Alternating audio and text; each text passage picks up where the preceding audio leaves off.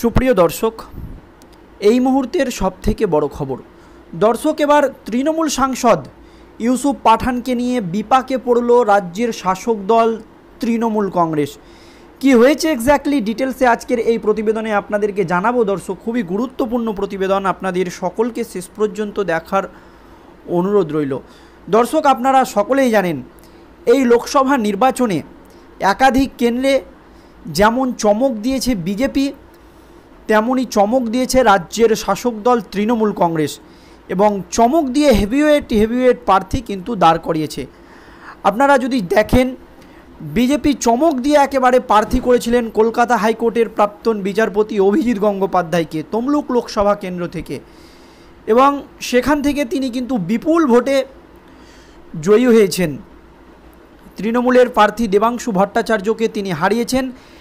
আপনারা সকলেই জানেন কাল সংসদে শপথ গ্রহণ অনুষ্ঠান ছিল, আর সেই শপথ গ্রহণ অনুষ্ঠান থেকে তৃণমূলকে একেবারে চাঁচা ছোলা ভাষায় আক্রমণ করেছেন বিচারপতি অভিজিৎ গঙ্গোপাধ্যায়। এই আবহে আরও একটি চমক ছিল এবারের বিজেপির প্রার্থী তালিকায়, সেটা হচ্ছে সন্দেশখালীর প্রতিবাদী মুখ রেখা পাত্র। আপনারা সকলেই জানেন বসিরহাট লোকসভা কেন্দ্র থেকে সন্দেশখালীর গৃহবধূ, তিনিও কিন্তু বিপুল ভোটে হেরে যান এবারের। আর তৃণমূলের সবচাইতে বড় চমক ছিল এই লোকসভা নির্বাচনে, সেটা হচ্ছে ইউসুফ পাঠান। বহরমপুর থেকে অধীরের বিরুদ্ধে তাকে দাঁড় করানো হয়েছিল। একেবারে খুবই গুরুত্বপূর্ণ এবং হাই ভোল্টেজ কেন্দ্র ছিল বহরমপুর। প্রায় 5 বারের সাংসদ অধীর রঞ্জন চৌধুরীর বিরুদ্ধে এই হেভিওয়েট প্রার্থীকে দাঁড় করিয়েছিল রাজ্যের শাসক দল তৃণমূল কংগ্রেস, এবং সকলকেই কিন্তু চমকে দিয়েছিল, এবং সকলেই মনে করেছিল যে এই কেন্দ্র থেকে ইউসুফ পাঠান কিন্তু হারবে।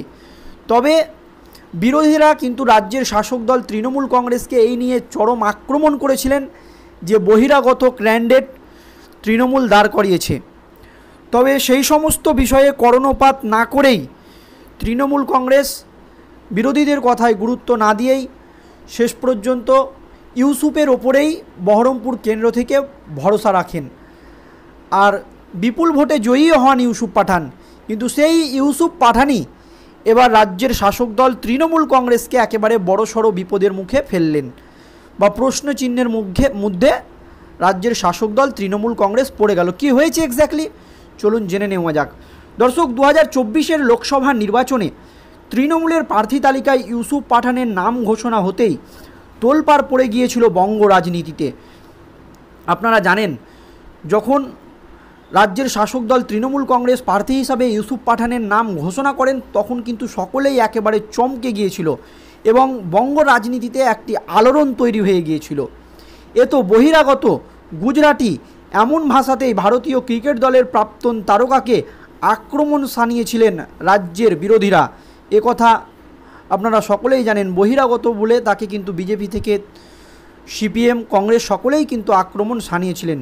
যদিও ভোটের ফলাফলে ঘরের ছেলে অধীর চৌধুরীকে হারিয়ে বহরমপুরের মাটিতে জয়ী হন বহিরাগত ইউসুফ। অধীর চৌধুরীকে বিপুল ভোটে হারিয়ে জয়ী হন এই ইউসুফ পাঠান, যা কেউ কল্পনাও করতে পারেনি, স্বপ্নেও কল্পনা করতে পারেনি যে অধীর চৌধুরী হেরে যাবে। কিন্তু সেই অসম্ভবকেই সম্ভব করে দেখান এই গুজরাটি ইউসুফ পাঠান। আর এই ইউসুফ পাঠানকে নিয়েই এবার চরম বিপদে রাজ্যের শাসক দল তৃণমূল কংগ্রেস। তবে এসবের মাঝেই এবার প্রথমবার সংসদে শপথ নিতে গিয়ে বিরাট কাণ্ড ঘটালেন নবনির্বাচিত তৃণমূল সাংসদ ইউসুফ পাঠান। সংসদে শপথ নিতে গিয়েই তিনি কিন্তু এই বিপত্তিটা বাঁধিয়েছেন একেবারে ভরা সংসদে। কি হয়েছে, একে একে সাংসদরা যখন শপথ নিচ্ছেন, ইউসুফ পাঠান শপথ নিলেন, সকলের মতোই তিনি কিন্তু শপথ নেন। তবে শেষে যে তিনি যে বাক্যটি বলেন শপথ নেওয়ার সময়, শেষে যে বাক্যটি প্রয়োগ করেন, তা নিয়েই কিন্তু একেবারে রাজ্য রাজনীতিতে তোলপাড় পড়ে যায়। শপথ নেওয়ার সময় জয় হিন্দ জয় বাংলার পাশাপাশি ইউসুফ পাঠানের মুখে শোনা গেল জয় গুজরাট। দর্শক, আপনারা সকলেই জানেন এই যে জয় গুজরাট, জয় হিন্দ জয় বাংলার পাশাপাশি জয় গুজরাট ধ্বনি, যা নিয়ে তুমুল চর্চা শুরু হয়েছে রাজনৈতিক মহলে এই ইউসুফ পাঠানের জয় গুজরাটকে নিয়ে। দর্শক, আপনারা সকলেই জানেন গুজরাট কিন্তু প্রধানমন্ত্রী নরেন্দ্র মোদীর এলাকা, এবং তিনি সেখানে প্রত্যেকবার ভোটে জিতে জয়ী হন। আর সেই গুজরাটের নামই শোনা গেল এবার ইউসুফ পাঠানের মুখে। তাই অনেকেই বলছে যে ইউসুফ পাঠান তৃণমূলের সাংসদ হলেও বিজেপির প্রশংসা করছেন, বা যে জয় গুজরাট ধ্বনি কেন তিনি দিবেন তা নিয়ে কিন্তু রাজ্য রাজনীতিতে ইতিমধ্যেই শোরগোল পড়ে গিয়েছে। তিনি প্রধানমন্ত্রী নরেন্দ্র মোদীর রাজ্যের নাম করলেন বা তাকে বড় করলেন সংসদে, এমনই কিন্তু অনেকেই বলছেন বা মতামত দিয়েছেন। তবে এই আবহে 24-এর লোকসভা নির্বাচনের হাত ধরেই রাজনীতিতে হাতে খড়ি ইউসুফ পাঠানের, একথা আপনারা সকলেই জানেন। আর সাংসদ হিসাবে শপথ নেওয়ার পরই একেবারে নতুন করে বিতর্ক তৈরি করে দিলেন গোটা দেশের রাজনীতিতে, এমনকি রাজ্য রাজনীতিতে। আপনারা জানেন এই রাজনীতির ময়দানে কিন্তু প্রথম ইউসুফ পাঠান, আর প্রথমেই সাংসদ ভবনে পা রেখেই গোটা রাজ্য রাজনীতিতে এমনকি দেশের রাজনীতিতে একেবারে নতুন করে বিতর্ক তৈরি করে দিলেন এই ইউসুফ পাঠান।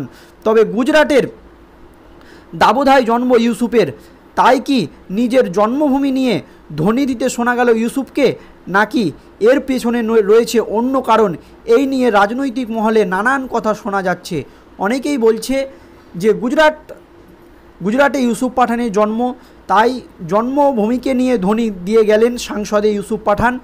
এবং অনেকেই এই জয় গুজরাটের নেপথ্যে অন্য কোনো কারণকে দেখছে অনেক রাজনৈতিকবিদ, এবং অনেকেই মনে করছে তাহলে কি ইউসুফ পাঠান এবার বিজেপিতে? এই নিয়ে কিন্তু দর্শক একটা রাজ্য রাজনীতিতে প্রশ্ন ইতিমধ্যেই উঠে গিয়েছে। প্রসঙ্গত ভোটের কিছুদিন আগে বহিরাগত প্রসঙ্গে প্রধানমন্ত্রী নরেন্দ্র মোদীর প্রসঙ্গ টেনেছিলেন বহরমপুরের তৃণমূল সাংসদ, এবং বলেছিলেন নরেন্দ্র মোদী আদতে গুজরাটের হলেও নির্বাচনে বারাণসী থেকে লড়েন, একথা বলেছিলেন কিন্তু বহরমপুরের তৃণমূল সাংসদ। এটা আসলে মানুষের ভালোবাসার ফল, এমনটাই বলেন তৃণমূল সাংসদ ইউসুফ পাঠান। আপনার মধ্যে যদি কাজ করার ইচ্ছে থাকে, ক্ষমতা থাকে, তাহলে দেশের যে কোনো প্রান্ত থেকে ভোটে লড়তে পারেন। আর এটা তো আমার ঘর, এটা আমি আগেও বলেছি, আমি বাংলায় থাকতে এসেছি। ইউসুফ পাঠান কথা বলেন যে বাংলা আমার ঘর, আমি আগেও বলেছি যে এখানে আমি থাকতে এসেছি এবং বাংলায় আমি থাকবো, কথা বলেছেন। তবে দর্শক, এই নির্বাচনে জয়ী হওয়ার পর ইউসুফ পাঠানকে জিজ্ঞেস করা হয়েছিল যে তিনি বহরমপুরের বাড়ি নিয়ে থাকবেন কিনা বা বহরমপুরে বাড়ি নেবেন কিনা।